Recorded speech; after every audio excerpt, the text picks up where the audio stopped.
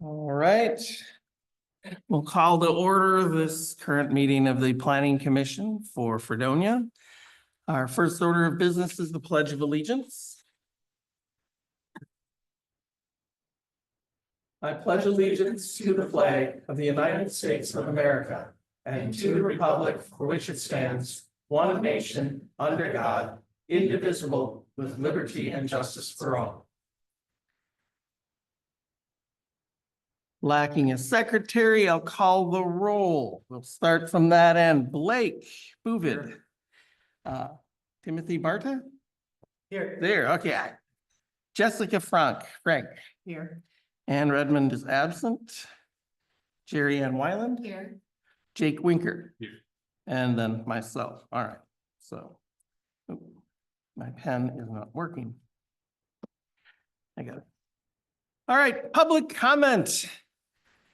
Please note that public comment is limited to 5 minutes. Would anybody on the board here like to make a public comment since we have nobody here? No? All right, well. We will then move on. Consent agenda, we have to approve the meetings of the May 5th, 2025 Planning Commission meeting. Make a motion to approve the minutes of the May 5th, 2025 Planning Commission meeting. We have a change on that. Oh, all right. What's your change? Section 5C, it looks like, the motion and a second by myself, which wouldn't be possible. I believe it was Commissioner Redmond who seconded that one. 5C, hold on a second, let me find it here. Motion to approve Great Land Electric, is that it? It would have been 9 Ladies Dancing. I think. Oh, I'm looking at the wrong one. Here we go. Oh, yeah. What page is that? Right down at the bottom. Oh, okay. Oh, made by Commissioner Bovid, seconded. Yeah, that's the problem. Did you make the motion or did I you made second? the motion. I believe it was Commissioner Redmond who had seconded that. Redmond, all right. We will. And we cannot approve these. We'll have to let the clerk know about the change. All right, well, we're having a public hearing to hear public comment on and reaction to ordinance 2025-03 pertaining to design standards and business manufacturing zoning districts. This is, Sorry, we still have to approve and, I don't know that, We can actually approve with the change? With the change. okay, all right. So My I'll make a bad. motion to approve the minutes of May 5th, 2025 Planning Commission meeting with the change on page 3 of the motion being made for 9 Ladies Dancing by Commissioner Bovid and then seconded by And Redmond. Ann. Okay. I second that.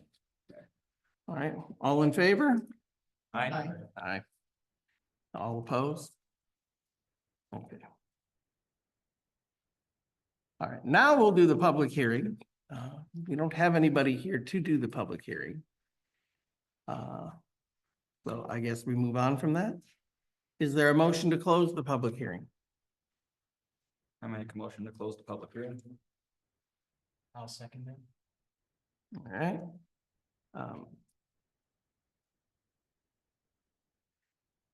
All in favor? Aye. Opposed? All right. And then items for action and or discussion possible recommendation to the Village Board of Trustees on ordinance 2025-03 pertaining to design standards in business and manufacturing zoning districts. I mean, I think we're all in agreement that giving this planning commission the ability to make adjustments to rules for, are you familiar with what this is about? For the Yeah. industrial? Yeah, well, not just for the industrial park. The village has rules and laws involving how buildings have to look. You know, they have to have a certain facing and this sort of thing.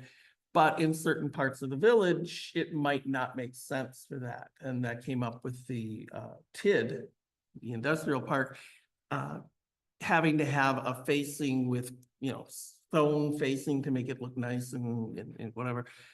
Just doesn't make sense in an industrial park area where a lot of the buildings are just gonna be straight steel walls and so forth. But we can't allow one of the people that are setting up in the TID to not follow the rules unless we have the authority to say you don't have to follow. So that's what this is all about, Mhm. right? And so does anybody disagree with giving this or asking the Board of Trustees to allow the planning committee here to have that authority to set aside those rules in certain circumstances? Well, and I think this committee right here is going to look at where it's located, what the business is, and make a And if it, appropriate judgment. if it fits into the surrounding buildings and so forth, and that's the point. I mean, that is the point. We want to be able to have, if Nine Ladies Dancing leaves and another industrial thing comes in, we want that building to look like an industrial building, right? So Versus something right up here on Highland, right. that's very customer facing, very visitor friendly, Mhm. we should say.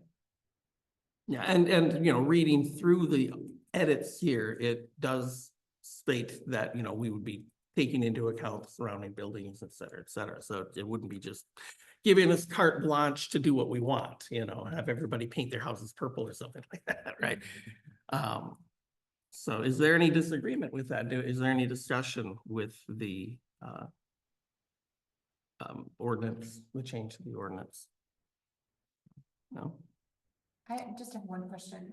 After last month's meeting, one of the electrical companies said he wasn't gonna have signage right away because he couldn't, they wanted to get the business up and running and get going. And so do we have a time frame by when we want to see signage, or is whenever he gets around to it, or how does that work? That's a good question. I don't know if there's a regulation of when he needs to have signage, so I think that's something that we might need to bring up with Chris. I know we have given leeway in the past because they tell us that they're going to have a sign, but or something along those lines. So there's been some leeway in the past. And with To our businesses, discretion. with businesses that go out to other places, you know, these days, if you've got a website, if you got a phone number and so forth, you may not ever have somebody come to your door. And so having a sign outside your shop is nice, but it's really not as essential as it was in the past. So I've been giving them a little extra time to do it, to get themselves to focus on getting up and running. You know, I can see that. I don't know if there's a time frame, and I don't know if there's any rules about that, though. Well, and I can think of some of those businesses down there that don't really have very visible signs either. It's true. Something we'd have to talk Why to Chris is- about, yeah. So it's not a requirement in the industrial park to have signage? Don't know. I think that's a Chris question, Yeah, I don't know if that's a requirement. because I can name a couple businesses down there that don't have signage right now. It's just a question. And like I said, that's a Chris question. Well, we can certainly pose it to him. Taking notes here, since we don't have a clerk taking notes. But, But otherwise, as long as there's no, I would recommend that we.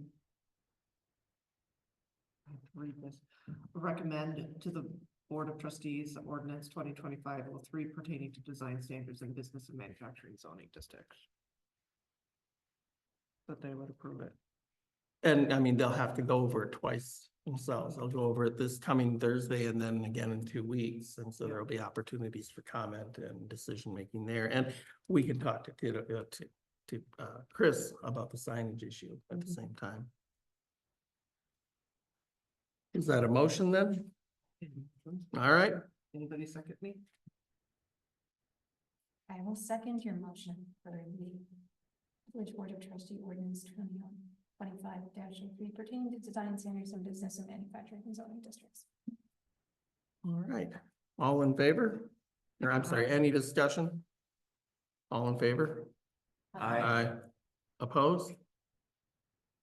All right. Correspondence? All I see is this. Anyway, no correspondence that I'm aware of. Items for future consideration. Do we have a motion to adjourn? Do we have any future more businesses going into the industrial park? We currently don't have anybody lined up for that big open space in the corner yet. They are working on it. What about Hillcrest? Do we know anything about them yet? I am not aware of anything with Hillcrest. And how at this about point. the other? The place over EPA. the Stony Creek, Yeah. haven't heard anything about the EPA? EPA getting back to anybody on that either. No. Okay. Not aware of it yet.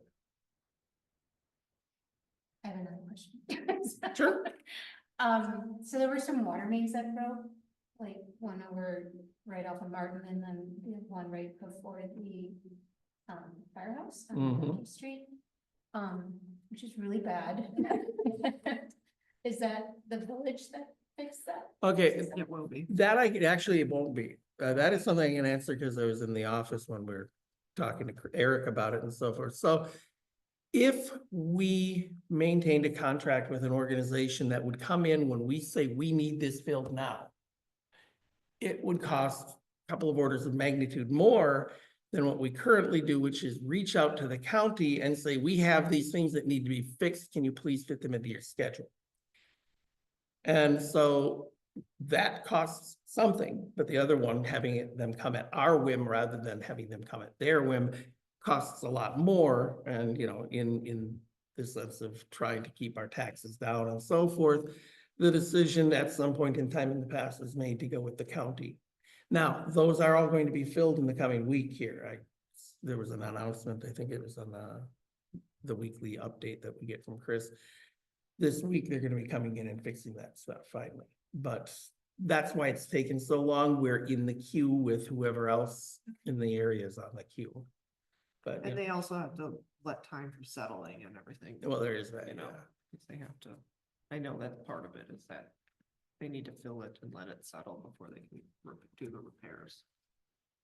Just a curiosity question. Oh. I don't know how it's handled. No, it's a perfectly valid question, and I'm happy I was able to answer it because I was, you know, in the office when they were talking about it. And I'm very curious about the way the village operates too, so, you know, I was paying attention. And that's the reason why it wasn't done with more speed, is to save money Mhm. for the village, for the people who live here.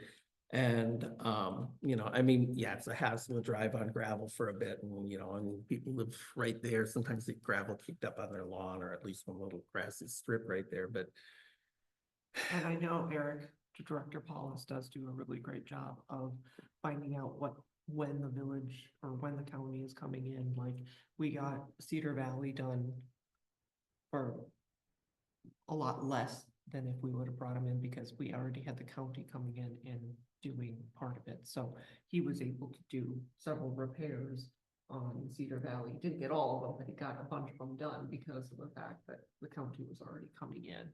So it cost the village a lot less.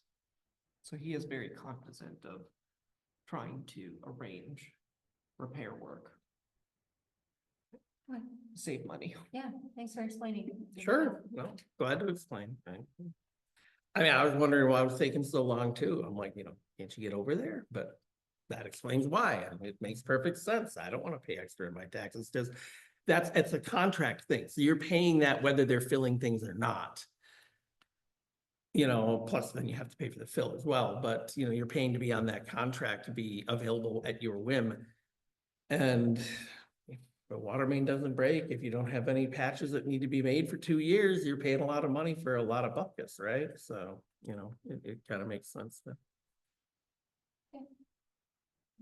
Yeah. Any other questions, comments? And make a motion to adjourn. I'll second that. All right, I have a motion, I have a second, all in favor? Uh, All right, we're out of here.